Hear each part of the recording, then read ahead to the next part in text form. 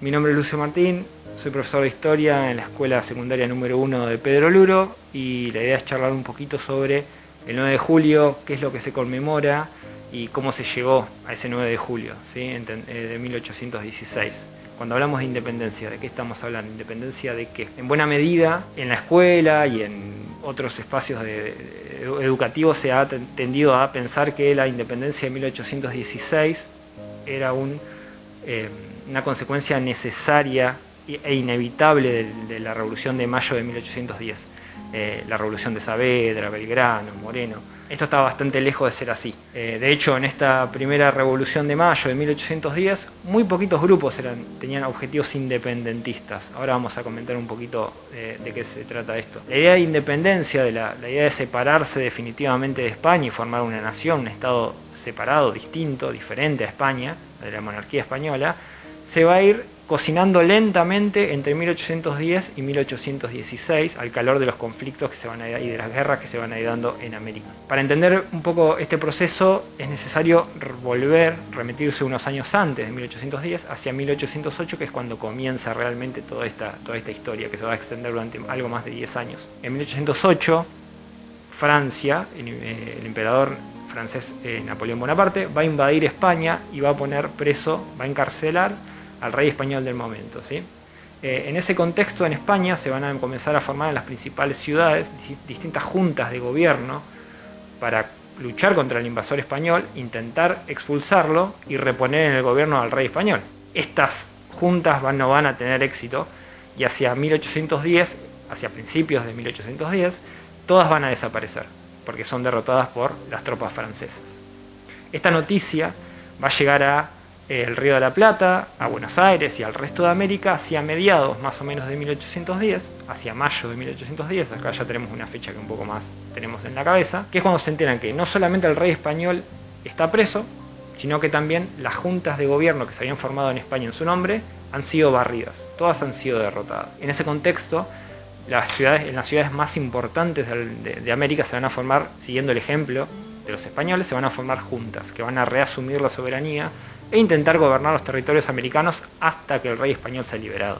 En estas nuevas juntas, por ejemplo, una de ellas, la que nosotros más conocemos, pero que no es para nada la única, la junta del 25 de mayo de 1810, van a haber grupos que están pensando la independencia como una mera autonomía dentro del imperio español, y un grupo muy reducido que va a pensar la independencia como la posibilidad de separarse definitivamente de España y formar un Estado autónomo. Pero esto es algo muy embrionario hacia mayo de 1810.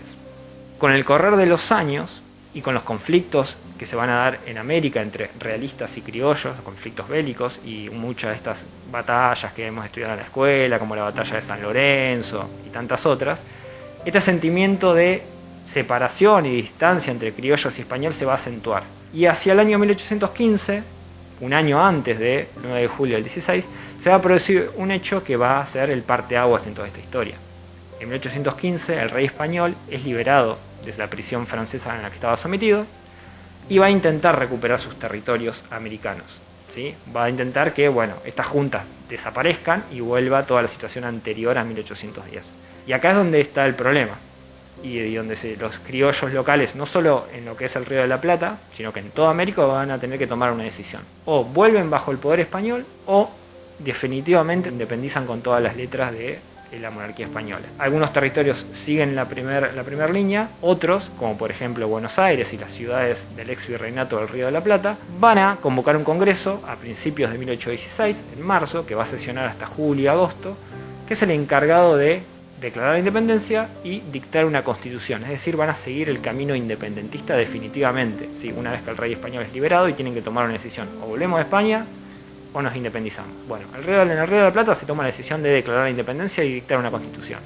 La constitución no se va a dictar, pero sí se va a declarar la independencia. La independencia no de Argentina.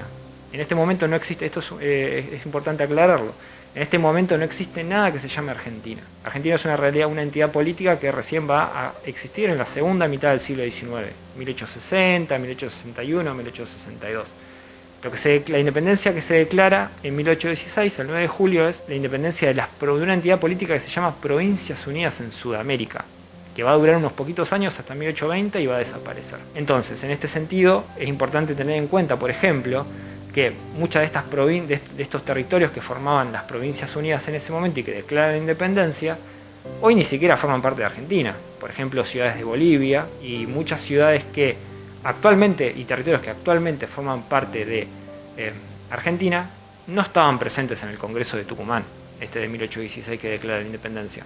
Por ejemplo, Santa Fe, por ejemplo, Misiones, por ejemplo, Entre Ríos. Son todos territorios que más adelante van a conformar Argentina, pero que en este momento estaban siguiendo un derrotero político completamente distinto, con algunas diferencias y similitudes, pero no era el mismo que seguía Buenos Aires, Tucumán, entre otras ciudades.